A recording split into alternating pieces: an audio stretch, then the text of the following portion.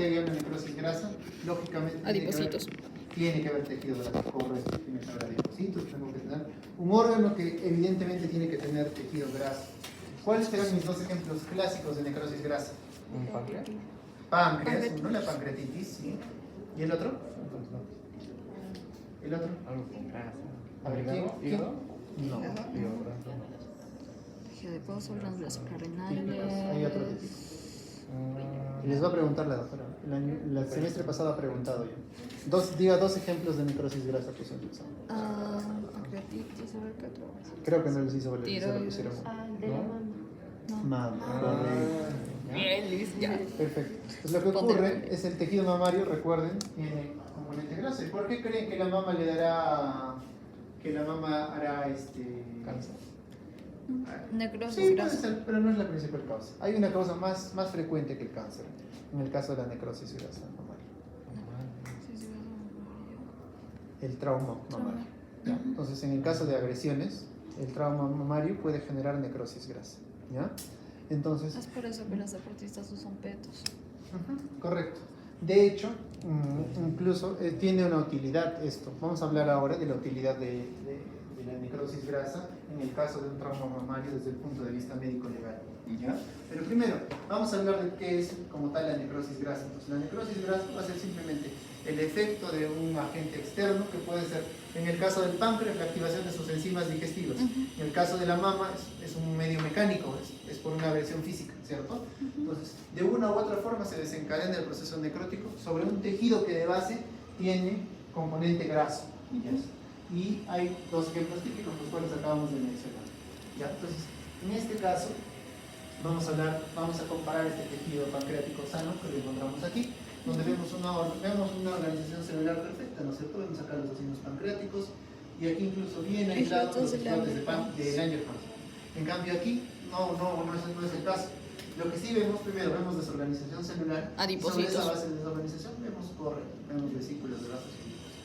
Entonces, en ese contexto ya yo me doy cuenta que estoy frente a una necrosis grasa. Gracias. Ahora, ¿qué más ocurre?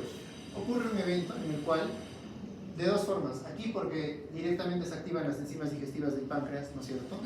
Que son los que median todo el proceso necrótico, y en el caso de la mama será pues el traumatismo va a generar lesión celular, y cuando se abren las enzimas digestivas de las células, estas van a ser las que van a generar esta degradación. Entonces, en cualquiera de los dos contextos, lo que va a ocurrir es que estas enzimas van a hacer reacción con el medio graso. Y una reacción enzimática sobre el medio graso puede generar un fenómeno que se llama saponificación de las grasas. Esta saponificación de las grasas va a cambiar la consistencia de la grasa. Inicialmente le va a dar una consistencia sólida, como podemos observar aquí, ¿no es cierto? Pero todavía friable, similar a la de un jabón, por ejemplo. Pero en el tiempo, mientras más va pasando el tiempo, esta saponificación va captando más componente cálcico, es decir, capta más calcio, y si capta calcio y se calcifica, se va a hacer más sólido. Y si ustedes se dan cuenta, aquí tengo un componente aquí, que parece hasta un diente, ¿no es cierto? Porque es algo tan duro que se puede ver tan sólido. Esto lo podemos ver de la misma manera a nivel de la mama. Si nosotros vemos un trauma mamario, inicialmente se puede generar saponificación, pero en el mediano plazo se va a empezar a calcificar. Entonces, una mujer que ha sufrido una agresión a nivel mamario va a decir: me han agredido hace tanto tiempo, pero por fuera ya no se ve nada. ¿Cuál es su medio probatorio? Pues vía radiográfica se puede realizar la observación de la calcificación, se ve radiográficamente. Entonces vamos a poder observar esas calcificaciones. Se ve radio acá. Y son un medio probatorio médico-legal. ¿Ya? Entonces, es por eso que funciona de este modo. ¿Ya? Entonces, vamos a ejemplificar, digamos, simplificar en los conceptos que ya conocemos, ¿cierto? Entonces, la necrosis grasa, nuestro primer concepto será que el primer concepto tienen que ser los ejemplos típicos, eso sí, no se pueden olvidar. La necrosis grasa tiene como ejemplos típicos a la pancreatitis aguda y al trauma mamario, esos dos. Nuestro segundo punto será que para la necrosis, ya nos vamos a la parte microscópica.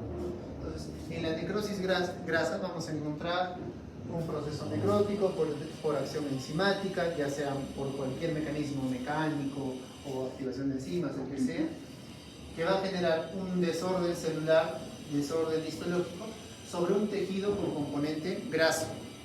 Ese será nuestro segundo punto.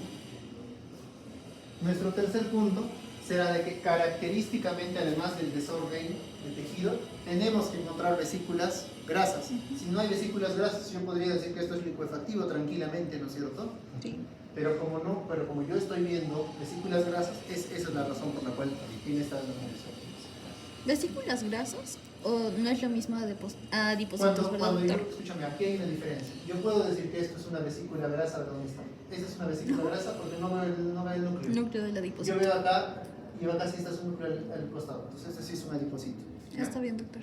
¿Listo? Bien. Ahora vamos al siguiente punto. El siguiente punto será de que las enzimas liberadas, ya sea por diferentes motivos, ya sean intracelulares, como en el caso de la mama, o extracelulares, como son de las enzimas del páncreas, las activadas, van a tener una reacción sobre el tejido graso que puede llamarse saponificación y que en el largo plazo puede generar calcificación. Y eso sería todo lo que tenemos que decir respecto a este punto. ¿Ya? Mientras van anotando, les pregunto, ¿por qué creen que tenemos una muestra biópsica de páncreas? ¿Todos los pacientes con pancreatitis se les hace biopsia? ¿O se les saca la muestra? No. No, no es cierto. ¿Por qué creen que tenemos? El paciente se murió de cáncer. ¿El paciente ha colaborado a la ciencia? Capaz de palpar algo duro. No exactamente. Le extirparon el páncreas. ¿Pero por qué? O sea, la pregunta es ¿por qué? Si toda pancreatitis va o sea, le digo, ¿por qué a este paciente sí, por qué a los demás no? Capaz por cambio en la textura del pan. Porque no todo pancreatitis hace pancreatitis necrótica. ¿Ya? No toda pancreatitis, de hecho es una minoría la que va. ¿Ya? Entonces, en este caso, ni siquiera la necrosis pancreática como tal se reseca siempre. Tiene que ser o muy extensa o infectarse. Normalmente la causa de resecar una parte del páncreas es cuando hay necrosis pancreática infectada. Cuando hay necrosis pancreática infectada, no le saco todo el páncreas, solo reseco la parte que se ha necrosado. Esa parte necrosada pues, se mandó a anatomía patológica y es lo que estamos viendo ahora. ¿Ya? Esa es la razón. No es que a todos se da. Ahora, dicho esto, ¿por qué ocurrirá una pancreatitis aguda? Obstrucción. Obstrucción es la principal causa. Y es una obstrucción que normalmente es por un lito. ¿Ya? Un cálculo que migró desde la vesícula, pasó por el colédoco, llegó, Sí. puede obstruir puede obstruir incluso el mismo esfínter de Oddi. La ampolla del martel. Exacto, puede obstruir a cualquier nivel de aquí. La cosa es que en algún punto va a terminar generando una obstrucción retrógrada al conducto de Wirsum y las enzimas que normalmente se tienen que activar en intestino delgado con la enterocinasa se activan antes y se terminan activando por éstasis. Si se activan por éstasis, se empiezan a degradar al propio páncreas. Esa es la explicación. Normalmente lo más frecuente es un cálculo, pero pueden ser muchas otras. Por ejemplo, la hipertrigliceridemia arriba de los triglicéridos altos, arriba de 1000, generan una éstasis en el movimiento del jugo pancreático y la bilis tan grande de que es como si, o sea, se bloquea funcionalmente. Es como que se vuelve tan espeso que se bloquea. Pero no el jugo pancreático, sino por un tema biliar. Entonces, se obstruye a este nivel y pasa lo mismo. ¿Un parásito podrá ser? Sí, el esquistosoma, por ejemplo, es un parásito que puede obstruir en este nivel. Esquistosoma duodenal, ¿verdad? No, sí, pues hay varias, ¿ya? Pero dentro de ellas el hematobium es el que más genera en este nivel, ¿ya? Pero sí, genera este punto, puede obstruir. Cualquier causa que en realidad nos genere este tipo de situaciones puede generar esto también, ¿ya? Otros eventos como isquemia igualmente también. Un paciente que está en shock con súper hipotenso puede generar isquemia a este nivel y también pasa lo mismo, ¿ya? Shock hipovolémico.